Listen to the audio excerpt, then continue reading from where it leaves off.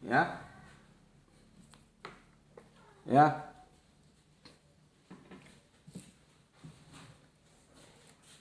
eh aku jelaskan dulu begini. Gue itu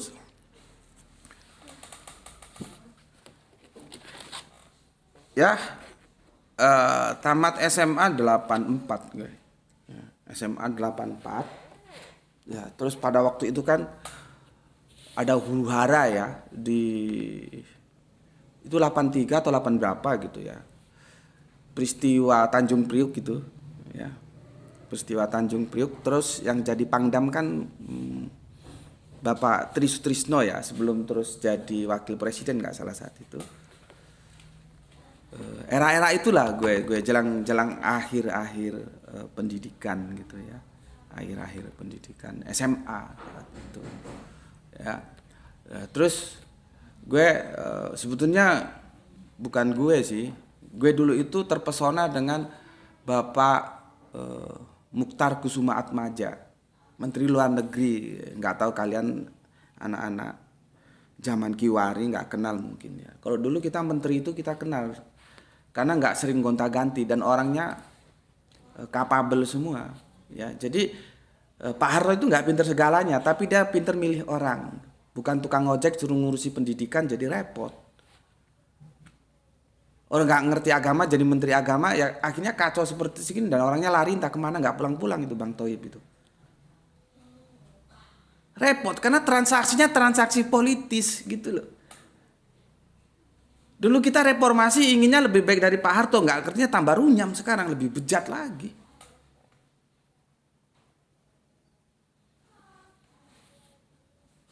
Makanya kalau gue bisa ketemu langsung head to head sama Kang Mas Rocky Gerung, gue mau tanya apa tanggapan dia terhadap reformasi yang dulu diperjuangkan. Nyatanya bejat sekarang. Apakah tata kelola negara kita, taruhlah Pak Harto buruk, oke lah Pak Harto buruk sudahlah. Nanti kalau gue bilang bagus nanti kirain gue ini Soehartois ya. Oke lah Pak Harto buruk. KKN lah, taruhlah KKN, padahal juga nggak tahu korupsi Pak Harto berapa apa yang dikorupsi juga kan nggak jelas. Ya. Dulu lah taruhlah Pak Harto buruk, tapi buruk mana dengan sekarang? Yang mana KPK menjadi alat politik lagi? KPK itu kan aneh. KPK itu kan ketidakpercayaan terhadap kejaksaan gitu ya dan institusi Polri. Maka dibentuk KPK itu ad hoc. Ya. Tapi ternyata orang-orang KPK diambil dari orang-orang kepolisian. Logikanya itu loh, nggak percaya sama polisi, ya. Terus bikin lembaga walaupun ad hoc, tapi orang-orangnya dari kepolisian kan muter lagi ke sana, maka akhirnya sekarang seperti ini. Gitu loh, ya. Seharusnya ya memang orang-orang bersih. Ya.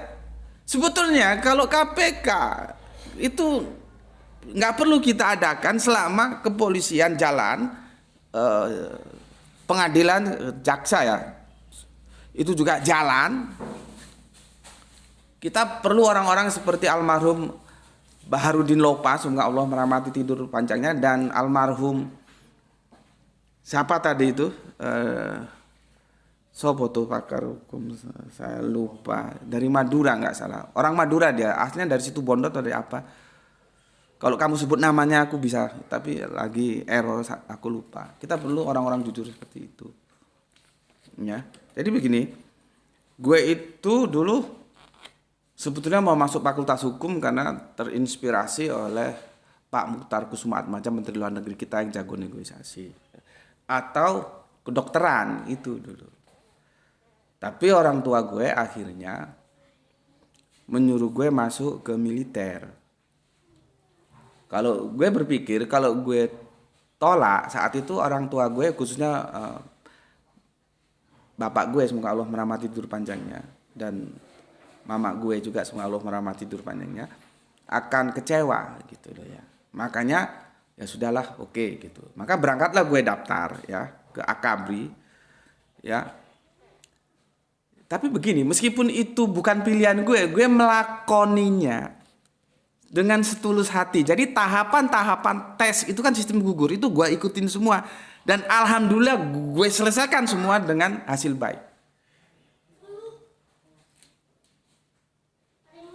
Ya, akhirnya masuklah dalam tahapan terakhir yang disebut pantohirda.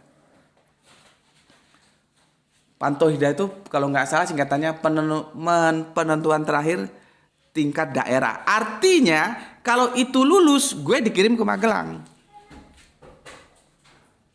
Gitu loh. Nah, gue ingat masih puasa itu, tesnya pas puasa, gue dites MI, mental ideologi. Gue ditanya, orang tua ikut golongan apa? Gitu ya. Sudah qadarullah lah mungkin ya. Dan gue tidak perlu sesali, yang penting gue sudah berusaha seoptimal mungkin.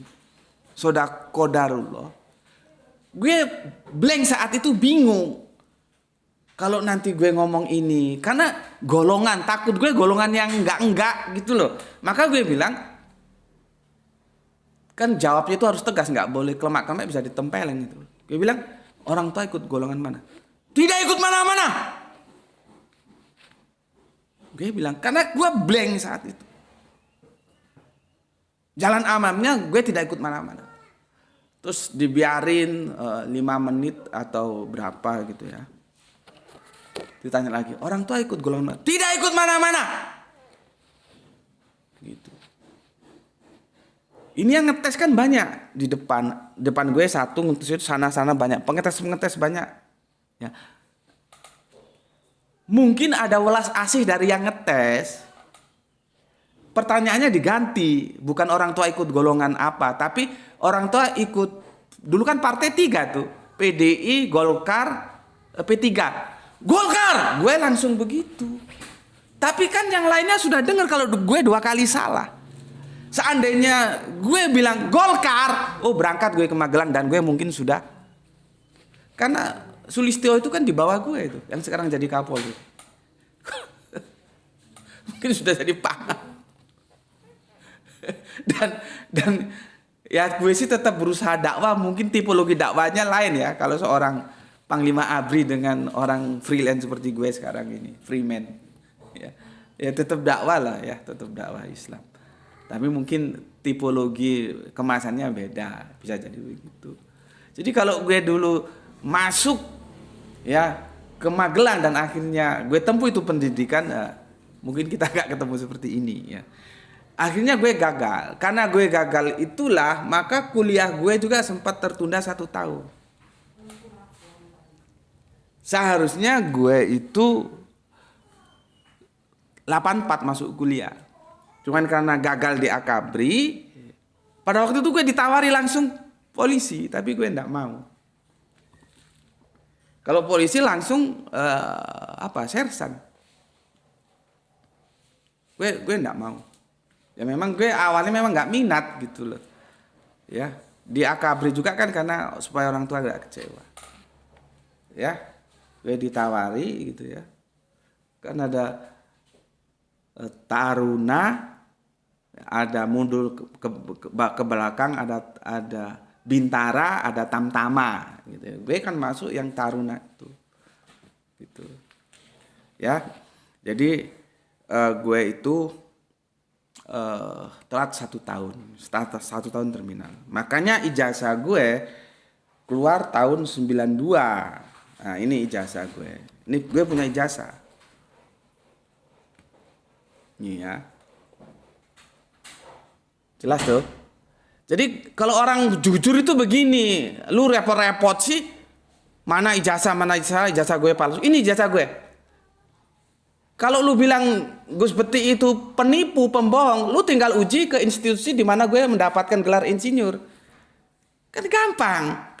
Hukum itu sederhana kok, ngapain dibikin ribet? Yang ribet-ribet itu karena ada tipu muslihat, kebohongan, ketidakjujuran di sana. Ini jasa gue nih.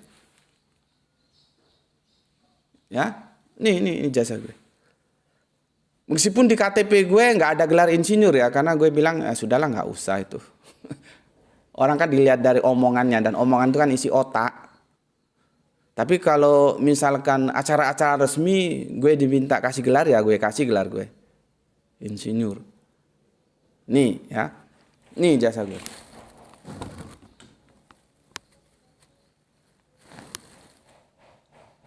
Nih ya. Jadi jelas gue punya ijazah gue nggak palsu. Jadi kalau ada orang mendakwa gue punya ijazah palsu, gue tinggal nunjukin kan selesai. Sederhana kan? Ini ijazah gue. Lu nggak percaya, lu bisa uji ke Institut Teknologi Nasional Malang. Tercatat nggak nomor dan nomor gue lengkap. Perhatikan, nomor gue lengkap ya. 070 garing TI Teknik Industri garing S1 garing 2 2 Romawi, ada tanda gini 92 itu menunjukkan tahun. Nih jasa gue.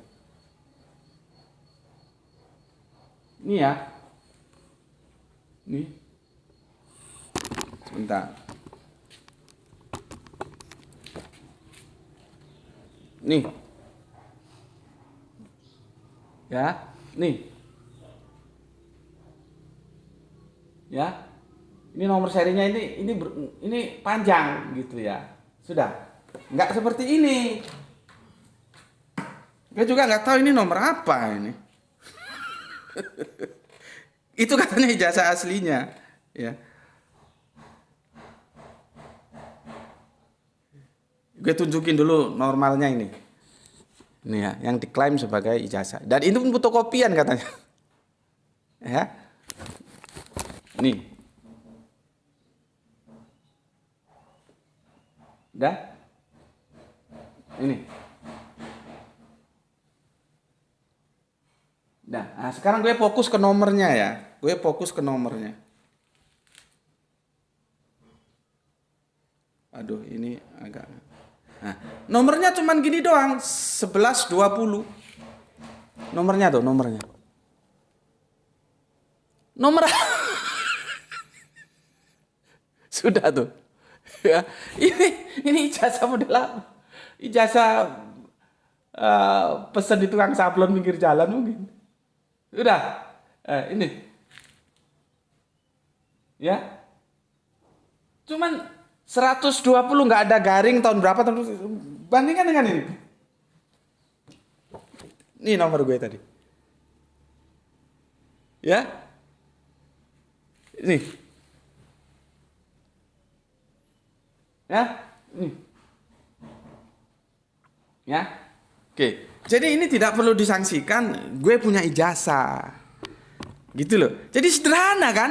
Nggak harus lari sewa pengacara, bayar ini, bayar itu, habis duit, rakyat jadi bingung. Terjadi pro kontra di antara rakyat. Kalau cinta sama rakyatnya supaya rakyatnya tidak terbelah, ya tunjukkan kamu punya. Kalau nggak punya yang ngomong aja, nggak punya kenapa memang? Orang ijazah juga sebetulnya kita nggak ngurus kok, mau punya ijazah mau nggak, kalau dia menata kelola negara ini nggak seenakin dasi dewe, rasa enakin dasmu, kan kita tetap mencintai, tetap menghormati. Sebetulnya gue setuju kata Kang Mas Rob, ijazah ini hanya tanda bahwa kita pernah belajar gitu saja. Soal isi otak nanti kan bisa diisi lewat membaca, lewat berteman, lewat pengalaman hidup gitu aja. Ya kalau nggak punya sebetulnya nggak ada masalah, gue nggak ada urusan. Tapi jujur, gue nggak punya ijazah. Jangan nggak punya ngaku punya dan ijazahnya nggak jelas. Kalau ini jelas, maka kalau gue dituduh, gue seperti itu ijazahnya palsu. Gue tunjuk ini punya gue.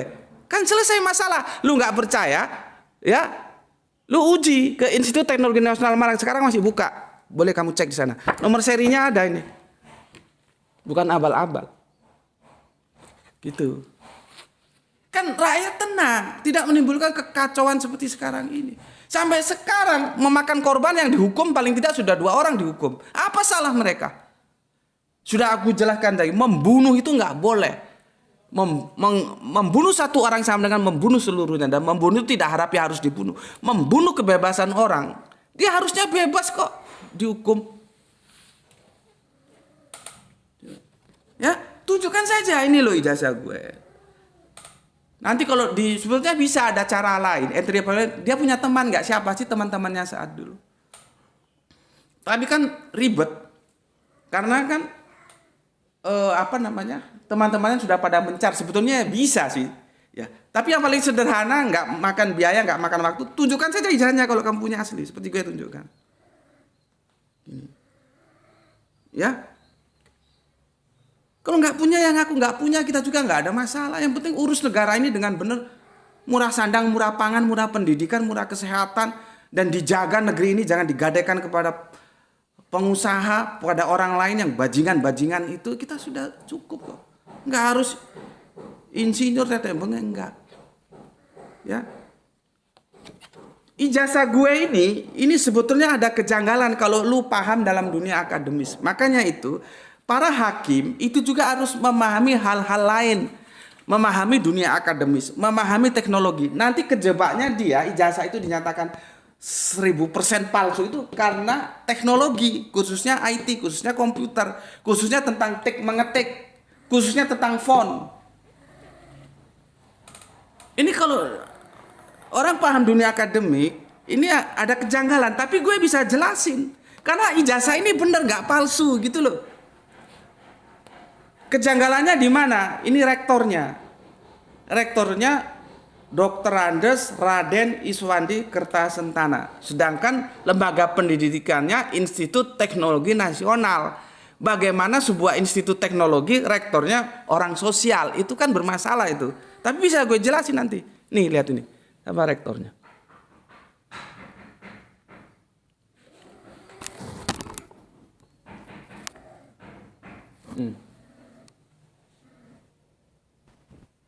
Nah, kamu kamu kan fakultas hukum tuh, harus paham hal-hal demikian.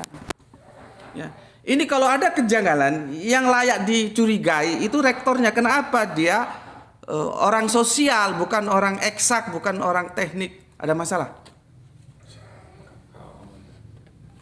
Ya, oke, gue jelasin. Pada waktu gue kuliah, rektor gue itu namanya Profesor Bapak Silalahi Abel. Gue kalau ke ruangannya itu, ke ruang rektornya itu, asapnya ini penuh. Karena senangannya perokok berat, bentul biru senengnya. Gue masih ingat, tahun 80-an. Jadi bentul biru itu kan asapnya kalau no smoking is going down. Dia nggak going down, dia ngempel kata orang Jawa. Ngempel asapnya itu saturan penuh. Karena memang perokok berat. Ya. Nah, pada waktu gue menempuh pendidikan, ya, insinyur, ya, rektor gue itu Profesor Silalahi Abel dan dia orang teknokrat. Otaknya bukan main cerdasnya. Kemudian qadarullah beliaunya wafat. Ada kekosongan kepemimpinan dalam institut itu. Institut itu ada dalam naungan sebuah yayasan. Yayasannya, kedua orang penting dalam yayasan itu Bapak Dr. Andes Raden Iswandi Kertasentana. Maka kan itu kepemimpinan nggak boleh kosong, ya. Maka jelang waktu terpilihnya rektor yang sesuai dengan dunia akademis, diisilah kekosongan itu oleh yayasan memilih Dr. Andes Raden Iswandi Kertasentana. Itu ceritanya. Maka di sini rektornya Dr. Andes, bukan profesor. Bukan orang teknik gitu ya. Itu ceritanya. Jadi kan enak ya. Gue bisa jelasin karena ini dibangun atas kejujuran ini ijazah. Yang sekarang dijual 1 miliar laku nggak ini? Kalau laku bisa untuk modal, bisa bikin untuk studio dakwah. Kalau ada yang mau 1 miliar. Ini sejarah kehidupan gue. Gue itu insinyur. Ya. Nih, kalau ada yang itu kok janggal, gue bisa jelasin. Nah, kalau misalkan bertahan bahwa itu ijazahnya asli, nomornya ini saja, nggak usah lari ke ponnya nanti ya. Gimana jelasinnya? Kok nomor serinya cuma 11 berapa tadi? 1120 doang, itu ijazah apa gitu. Ya. Oke. Ya.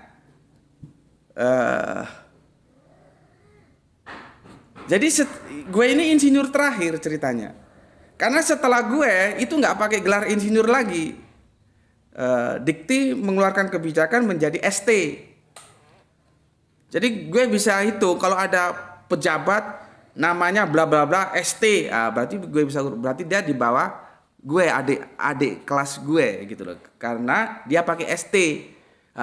Gue insinyur terakhir, maka gelar gue masih insinyur. Setelah gue wisuda itu nggak pakai insinyur lagi, pakai ST. Tapi banyak teman-teman yang nggak puas dengan ST, mereka tetap maksa pakai gelar insinyur, ya sudah nggak apa-apa. terserah aja. Orang cuman nama aja kok. Tapi sejarahnya begitu ya. Jadi kenapa sekarang nggak ada insinyur lagi? Ya, karena sudah dirubah menjadi ST, sarjana teknik gitu ya. Kalau dulu kami insinyur, Bung Karno itu insinyur. Nah, gue insinyur terakhir. Setelah gue pakai ST gitu. Ya, ini penjelasannya ya. Jadi gue masih keren, masih cukurannya itu masih pakai model Chow Yun-fat ya, film Hong Kong saat itu top-topnya Chow Yun-fat, terus siapa lagi? Chow Yun-fat, ada Tilung, terus ada kalau filmnya yang bagus tuh Gangland Boss itu ya, ada Chow Yun-fat, ada Tilung, ada satu lagi gue lupa. Ini lihat tuh cukurnya, model cukurnya lihat itu. Ya. Nih model cukurnya itu. Kan dulu era-era 80-an itu era-era Chow Yun-fat. Dan Chow Yun-fat itu orang yang sangat sederhana sekali dengan kekayaan yang begitu banyak. Dia hidup sederhana, makan di pinggir jalan, handphonenya handphone lama. Karena semuanya disumbangkan kepada lembaga sosial. Dia bilang orang mati itu nggak perlu harta, perlu harta orang hidup. Coba bagaimana? Itu perlu kita tiru, meskipun dia kafir, tapi itu kebaikan, kita harus tiru. Orang Islam seharusnya lebih dari itu, gitu loh. Bukan lu punya harta, lu gegem aja itu, ya. Lu gegem seolah-olah lu bawa mati, sehingga kalau ada kegiatan-kegiatan dakwah dan segala macamnya, lu paham sih, intan surloyan surkum, lu paham, lu ngerti, tapi nggak lu laksanain, karena nggak ada perjuangan ya tanpa harta. Makanya berjihadlah kamu dengan jiwa dan hartamu, dengan mal, napes dan mal, jiwa dan harta. Nggak ada modal berperang nggak punya harta. Orang sahabat kanjeng Nabi aja pernah gagal ikut perang karena nggak punya onta. Cuman kan kalau sudah berbicara harta itu seperti katanya Kiai Haji Jamiluddin Embet, menarik bambu dari ujung, sulitnya minta ampun gitu. Maka ada kata-kata bijak, harta itu taruh di sakumu, jangan di hatimu. Biarkan dia parkir di sakumu. Kalau dia parkir di hatimu, kamu sulit mengeluarkan. Ya, oke. Ini jasa gue ya, asli. Taruh situ tuh. Oke. Sekarang gue mau jelasin anakronisme itu apa sih, Gus? Gini anakronisme itu. Ya. Inilah canggihnya teknologi. Jadi eksak itu selalu berkata jujur. Teknologi itu nggak bisa dibikin bohong-bohongan, tuh nggak bisa. Ya. Anakronisme itu ada dua peristiwa, waktunya nggak match gitu loh ya. Misalkan gini, gue foto ya. Ini ada foto. Gue tulis tahun 1985. Ini foto gue naik sepeda motor Matic. Ya, 1985 gue naik sepeda motor Matic. Ya. Kalau orang paham teknologi, makanya para hakim, para jaksa, para lawyer tuh harus juga belajar, jangan hanya hukum aja kamu pelajari, goblok gue. Belajar teknologi juga. Ya. Nggak mungkin karena teknologi motor Matic ini belum diketemukan, belum ada. Ini adanya kan di era-era tahun 2000-an lah, gue nggak tahu pastinya berapa. Ya. Gue kalau salah tolong dikonfirmasi. Tahun 19 itu sudah ada belum? 98 itu kan reformasi ya, itu Matic tuh belum ada, ingat gue. Udah lah, gue bikin 2000-an aja lah. Nanti kalau dibenarkan, coba cari di googling kapan Matic ini. Yang pertama kali mengeluarkan Matic itu kan pertama kali dikeluarkan secara publis gitu loh ya, maksud gue. Itu kan produk sepeda motor dari Jepang yang berlogo Y. Baru diikuti yang berlogo H. Baru diikuti yang berlogo Z yang sekarang katanya sudah tutup, tapi masih ada aja kok yang baru-baru. Kan ini. Ya. Jadi kalau ada orang ngomong ya. Tahun 1985, ini foto gue. Misalkan gue foto ya, naik sepeda matic, gue tulis, ini lo foto gue tahun 1985, gue masih ganteng ya, masih muda ya. Lu bilang aja goblok, lu penipu. Kenapa? Tahun 1985, lu lihat sepeda motornya, pakai matic. Matic gue sekarang itu F110 Vario. Itu matic. Tahun 1985, teknologi matic itu belum ada. Jadi dia anakronisme. Waktu yang digantikan foto dengan waktu diketemukan teknologi matic itu nggak match. Kecuali dia foto setelah teknologi matic itu ada, itu benar. Tapi kalau nggak benar itu salah. Nah, inilah yang dimaksud kesalahan itu dalam sebuah istilah anakronisme. Waktunya nggak match. Ya. Jadi penipu dia kalau dia ngomong, ini loh foto gue tahun 1985, masih keren lah. Loh, lu kok pakai matic? Oh iya, dulu sudah ada matic, ada gundulmu gue. Teknologinya belum ketemu. Gitu ya. Teknologinya belum ketemu.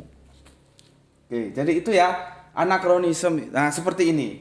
Gue jelasin lagi ya. Ya, basicnya memang gue comparative religion, jadi ya mesti bawa agama. Ya, secara naluriah mesti ada agama-agama yang terserempetkan gitu ya. Seperti kalau kita baca surat Al-Isra ayat yang pertama ya. Yang sudah aku jelaskan itu bukan satu malam, tapi suatu malam. Jangan lu pikir satu malam yang 12 jam itu enggak. Suatu malam, ya bisa bermalam-malam orang suatu malam kok. Itu lihat ya, sudah aku jelaskan, fikanya sudah lengkap. Apakah Isra Mi'raj yang seperti kita bayangkan gitu ya. Ini di teman-teman Kristen membidik, mengkritisi Isra Mi'raj itu dengan anakronisme. Kalau gue sih nggak ada urusan karena pemahaman Isra Mi'raj gue tidak seperti mainstream. Makanya kalau ada teman-teman kafir Kristen ya mengajukan anakronisme itu untuk menganulir bahwa Al-Quran itu tidak benar merujuk kepada surat Al-Isra ayat pertama, gue senyum aja. Kan di sana memperjalankan hambanya dari Masjidil Haram ke Masjidil Aqsa. Pemahaman umum kan begitu. Diperjalankan dari Masjidil Haram yang ada di Makkah ya. Ini ada di Palestina sana.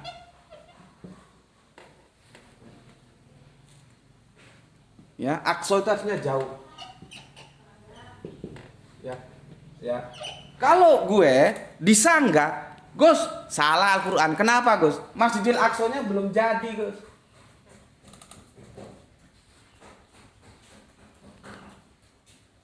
Ya, ini namanya anakronisme, maka ayat ini menjadi salah. Karena bagaimana mau diperjalankan dari Masjidil Haram ke Masjidil Aqsa? Orang Masjidil Aqsa-nya aja itu ada dibangun era kepemimpinan sahabat Umar.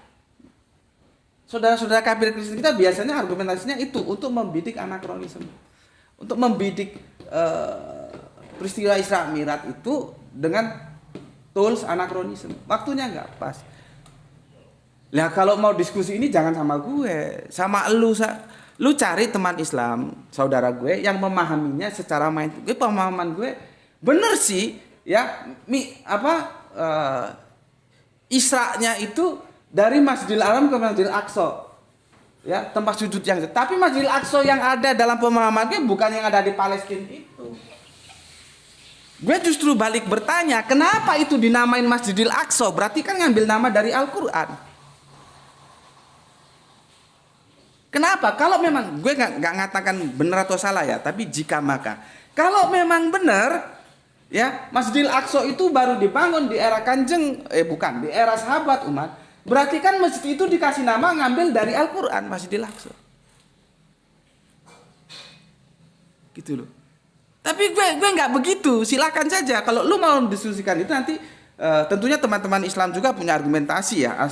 Masjidil Aqsa yang dimaksud mana, gimana, apa dia mundur ke era zaman Raja Daud, itu terserah monggo. Jelas kalau sama gue jangan ini lu ajukan karena pasti gue tolak karena pemahaman gue Masjidil Aqsa-nya yang gue pahami beda, bukan yang ada di Palestina sana. Kalau mau tahu lihat pika gue, video kajian gue Isra Mi'raj apakah yang seperti kita bayangkan. Udah 1 jam belum selesai ya. Jadi ini contoh anakronisme. Jadi kalau gue menjelaskan Isra Mi'raj dibidik dengan alat yang namanya anakronisme nggak bisa. Karena Masjidil Aqsa gue bukan yang ada di Palestina sana. Justru gue tanya, dari mana tuh dikasih nama Masjidil Aqsa? Kalau benar itu dibangun pra Kanjeng Nabi, ya, pasca Kanjeng Nabi, maksud gue, ya, berarti kan tuh ngambil nama dari Al-Quran. Lah kok iso? Ya, oke, itu anakronisme ya. Nah, sekarang kita lihat. Ini sudah 1 jam. Jadi gini loh. Times New Roman ya. Yang dipakai itu gini, fontnya itu gini. Times ya, New Roman. Romawi, Rum ya. Jadi bentuk-bentuk hurufnya itu bentuk-bentuk yang didekatkan dengan arsitektur Romawi, makanya disebut Roman gitu ya. Gue kenapa? Gue mesti ingat huruf ini karena era-era gue nyusun skripsi, nyusun apa ya? Kami itu di teknik ada 2, ada PKL. PKL itu apa dulu ya? Kerja lapangan, P-nya itu apa? Lupa gue. Itu ada 2 kali PKL, PKL 1, PKL 2 baru ngajukan skripsi gitu ya. Itu gue kalau gue berangkat ke tukang ketik dulu ya. Dulu kan kami itu peralihan antara ketik manual brother itu ya. Jadi ketik brother itu kalau di kos-kosan tuh sudah dipinjam sana. Pinjam sana lagi, pinjam sana. Kalau kita mau pakai kita harus order pinjam dulu kepada biasanya anak-anak orang kaya. Pada waktu itu Mas Fauzi kebetulan bapaknya orang Brada ya. Jadi tidak semua juga sanggup beli mesin tik brother ya. Ya, era-era itu era-era peralihan ke komputerisasi ya. Gue kalau ngerjain tugas ya mesti gue minta fontnya itu Time New Roman. Jadi gue familiar banget sama Time New Roman ini. Iya. Nanti bisa lihat di channelnya Bali G Academy, kebetulan Lai Resmond ini sama-sama ya. Lai Resmond itu dari Batak ya. Oto Hasibuan juga dari Batak. Jadi baik-baiklah kalian diskusi ya. Supaya Opung Oto itu ketika dia jadi pengacaranya di kasus kopi cyanida aku sangat appreciate, tapi saat ini aku maaf saja ya. Kok jadi berubah idealismenya gitu ya. Oke. Itu nanti ya 6 April ya 92. Itu dikeluarkan. Mungkin ini yang Roman ya, nanti bisa cek. Ini Roman. Baru nanti yang 31 Oktober 1992 ya. 92. Ini yang Times New Roman. Times New Roman. Itu baru keluar 31 Oktober 92. Sementara nanti kamu lihat di channelnya Bali G ya, Resmond, dia lebih piawi dalam menjelaskan secara teknik karena dia orang elektroinformatika kalau nggak salah ya. UGM juga dia itu. Ya, kalau aku hanya sisi pendekatan anakronismenya aja ya. Ya, ijazahnya yang aku punya ijazah itu 5 November 85. Di sini itu masih pakai sistem DOS. Di sini baru keluar Windows.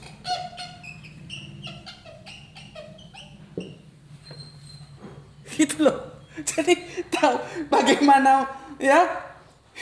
Jadi kita butuh sebuah pengakuan sebetulnya. Dengan kerendahan hati, kejujuran, iya saya salah, sudah selesai. Dan semoga ya pemerintahan ke depan negeri kita yang kita cintai ini dibangun atas dasar kejujuran bukan kebohongan. Dan seperti gue bilang tadi, memang ini akan ya bukan hanya sosok yang mengaku punya ijazah saja, partai-partai yang mengusung juga terlibat ini. Kenapa dulu kok diloloskan gitu loh? Sudah rusak tata kelola negara kalau gini caranya. Ya, itu ijazahnya itu 5 November 1985 itu masih sistemnya DOS. Artinya apa? Times New Roman itu belum keluar. Bagaimana bisa ijazah itu diketik dengan font itu bentuk dengan Times New Roman. Ini dia Times New Roman.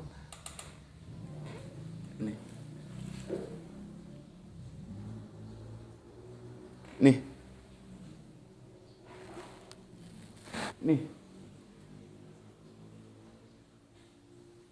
Makanya Lai kita ya mengatakan ya Lai Resman mengatakan 1000% atau berapa ribu persen itu palsu ijazahnya. Kalau memang itu diakui sebagai yang asli itu bisa dijamin palsu. Karena teknologi nggak bisa dibohongi. Dia terjadi anakronisme. Ya, Time New Roman itu diketemukan 31 Oktober 92 ya. Sedangkan ijazahnya itu 5 November 8 ada selisih berapa? 7 tahun selisihnya. Teknologinya 7 tahun ke depan baru ada, dia 85 sudah dipakai. Kan bohong itu. Coba lihat punya Bapak, Le. Punya Bapak itu sebetulnya pakai Times New Roman ini. Bukan yang Roman ya, Times ini. Nah, ini Times New Roman ini, Institut. Kalau nama gue kan ditulis dengan seni ya. Institut Teknologi Nasional Malang, lihat. Ya. Nah, coba kita lihat tanggalnya. Di sini 14 November 1992. New Roman keluar 31 Oktober 92. Berarti kan ini diketik, dikeluarkan setelah berapa bulan? Oktober, November ya tuh. 1 bulan. Jadi ini masih anyar-anyarnya, masih ngomong Jawa, ngomong Indonesia itu masih baru-barunya ini yang Times New Roman. Kan ada 2. Ya, ada yang 6 April 92, ada yang 31 April 92. Ini yang mungkin gue kurang paham. Mungkin yang ini Roman, Time Roman, yang ini Time New Roman ya. Ya, ini pakai Roman ini. Dan selisihnya 1 bulan. Jadi gimana ya? Karena kalau New Roman itu memang keren sih, ya. Jadi banyak orang pakai. Gue juga nggak tahu. Mungkin salah satu penilaian dari lembaga pendidikan gue ITN Malang ini, ya, untuk memilih font yang New Roman itu karena memang keren. Banyak orang suka, ya. Ini masih seger, masih fresh graduated, ya. Oktober keluar, November dipakai. Agustus, September, Oktober, November 1 bulan kemudian dipakai itu nih ya. Oke, ini tuh. Jadi udah 1 jam lebih tuh ya. Lebih berapa? 9 menit. Mohon maaf karena kalian juga aku tahu punya kesibukan lah ya. Mohon maaf sekali ya karena nanti kalau aku potong di tengah jadinya kacau, nggak utuh dia ya. Semoga bisa dimaklumi lah ya kenapa harus molor 1 jam 10 menit karena kalian juga kan penuh punya kesibukan lainnya ya. Oke, sampai di sini dulu ya. Jadi intinya aku sudah jelaskan anakronismenya itu bagaimana mungkin ya huruf-huruf yang dituliskan pada ijazah itu memakai font Times New Roman. Yang Times New Roman itu baru dirilis 31 Oktober 92. Sedangkan ijazah dia tertulis 5 November 85. Jadi sesuatu yang tidak mungkin alias palsu. Ya, itu dulu yang bisa aku sampaikan ya. Kita sama-sama berharap, berdoa ya kepada Gusti Allah Agung, semoga negeri kita ini akan diatur dengan sebuah semangat kejujuran. Semoga rahmat dari Gusti Allah Agung bisa hadir untuk kita semua ya, untuk kebaikan rakyatnya, kesejahteraan rakyatnya. Jangan lagi ada maling-maling yang sampai triliunan, koruptor yang bajingan-bajingan itu dijauhkanlah dari kita semua. Semoga hidup enak gitu loh ya, berbangsa dan bernegara itu damai gitu, nggak seperti sekarang ini ya, bajingan-bajingannya berkeliaran ya. Itu harus diselesaikan secara hukum. Kita pagar laut kita mungkin sudah lupa. Ya, satu-satunya laut bersertifikat itu kan di negeri ini. Yang namanya laut itu ya pakai ZEE, hukum internasional, dan itu bukan milik pribadi. Aneh gitu loh. Ya, semua itu apa? Lahir dari kesenangan kita akan harta yang kata Al-Qur'an tadi ya. Kita terbuai sehingga lari dari kebenaran. Adanya godaan-godaan yang duniawi, maka kita jauhkan. Bukan kita tidak perlu harta. Orang kita hidup di dunia, kita perlu dunia. Kata orang Jawa, donyo. Donyo itu harta artinya.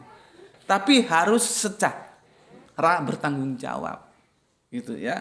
Ya, kita sama-sama berdoalah semoga kita mendapat pemimpin yang berbasic dengan kejujuran. Kalau semua jujur, ya, pertama dari pemimpinnya bisa beres semua urusan ini.